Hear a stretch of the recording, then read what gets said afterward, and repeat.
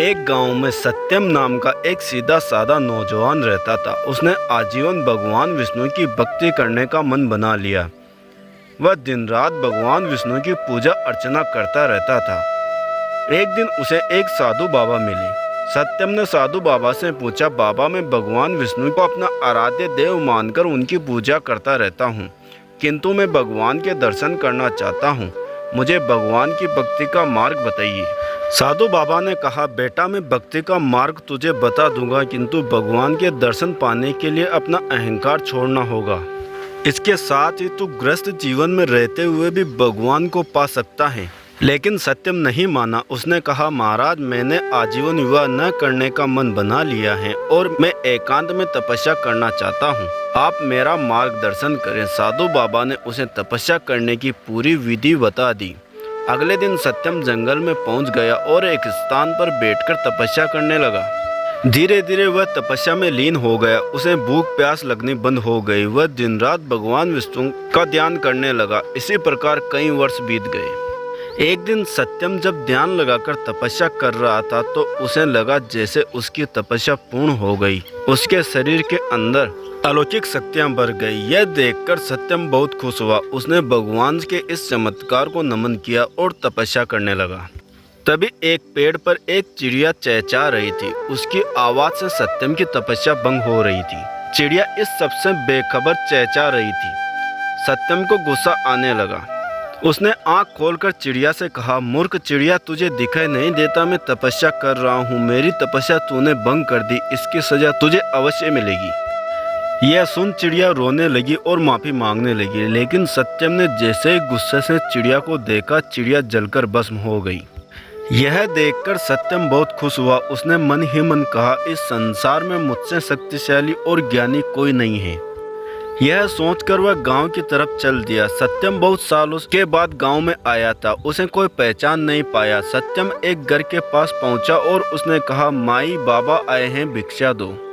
घर के अंदर से कोई आवाज नहीं आई। कुछ देर इंतजार करने के बाद सत्यम ने फिर कहा, माई, भिक्षा दो।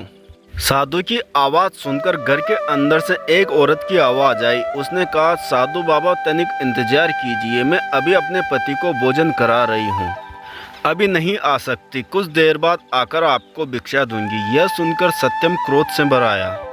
उसने कहा, मूर्ख, जानती नहीं मैं कितना ज्ञानी तपस्वी साधु हूँ। मेरा अपमान करने का साहस इस संसार में किसी को नहीं है। तभी उस घर से आवाज आई, क्षमा कीजिए महाराज, किंतु मैं अपने पति को भोजन कराए बिना बाहर नहीं आ सकती। यह सुनकर सत्यम और अधिक क्रोध में बोला, तू इसका परिणाम जानती है? यह सुनकर उस घर से आवाज आई, महाराज, मैं कोई पेड़ पर बैठी चिड़िया नहीं हूँ जो आपके क्रोध से भस्म हो जाऊंगी। यह सुनकर सत्यम आश्चर्य में पड़ गया। उसने कहा, तुझे यह सब कैसे पता? तब उस घर से आवाज आई, महाराज, यहाँ से कुछ दूर पर एक कसाई की दुकान है, आप वहाँ चले जाइए, आपको आपके प्रश्नों के उत्तर मिल जाएंगे। सत्यम उस दुकान की ओर चल दिया। वह दुकान पर पहुंचा तो उसने देखा एक कसाई मांस बेच रहा था। सत्यम को देखकर वह दुकान वाला बाहर आ गया। सत्यम उससे पूछता, उससे पहले ही कसाई ने कहा, महाराज, आपको उस औरत ने भेजा है जो अपने पति को भोजन करा रही थी। यह सुनकर सत्यम ने कहा, तुम्हें यह सब कैसे पता? वहाँ तो उस समय कोई नहीं था। तब उस कसाई ने कहा, महाराज, आप मेरे साथ घर चलिए, वहाँ आपके सभी प्रश्नों के उत्तर मिल जाएंगे। सत्यम आश्चर्य से कसाई के साथ उसके घर पहुँच गया। वहाँ पहुंचकर उसने देखा कसाई ने घर जाकर अपने बूढ़े माता पिता के पैर छुए और पूरे दिन में जो भी कमाया था उनके चरणों में रख दिया। फिर अपने माता पिता को अपने हाथों से खाना खिलाया। उसके बाद उनके पैर दबाता रहा। जब वे सो गए तब वह कसाई सत्यम के पास आकर बैठा।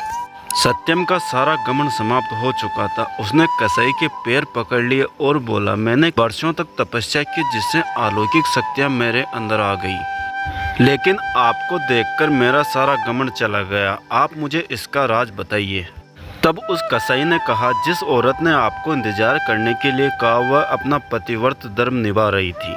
इस पतिव्रत धर्म के आगे तो यमराज को भी झुकना पड़ा था। उस पतिव्रता में वह शक्ति है जो उसे ग्रस्त होते हुए भी तपस्या का फल मिल गया और उसका ज्ञान तो आपने देख ही लिया। मैं पूरा दिन जीव हत्या कर उनका मांस बेचता हूँ, किंतु वह मेरा कर्म है, व्यवसाय है। किंतु घर में सब कुछ अपने माता पिता को अर्पण कर देता हूँ। उनकी सेवा में मैं श्रवण कुमार बनकर करता हूँ। माता पिता की सेवा करने से मुझे ग्रस्त होते हुए भी तपस्या का फल मिल गया, जिससे मैं सब जान पाता हूँ। यह सुनकर सत्यम रोने लगा। उसने कहा, मैंने कई वर्षों तपस्या की भगवान को पाने के लिए, किंतु एक क्षण के अहंकार ने मेरी तपस्या भंग कर दी। यह सुनकर कसाई ने कहा, आपका मन अब निर्मल हो गया है। आप ग्रस्त जीवन में अपने करते हुए प्रभु को याद कीजिए, ये सबसे बड़ी तपस्या है। आने कर्मों भाग कर आप कभी प्रभु को नहीं पा सकते। यह सुनकर सत्यम अपने घर आ गया और गांव वालों की सेवा करने लगा। धीरे धीरे उसकी तपस्या पूर्ण होने लगी।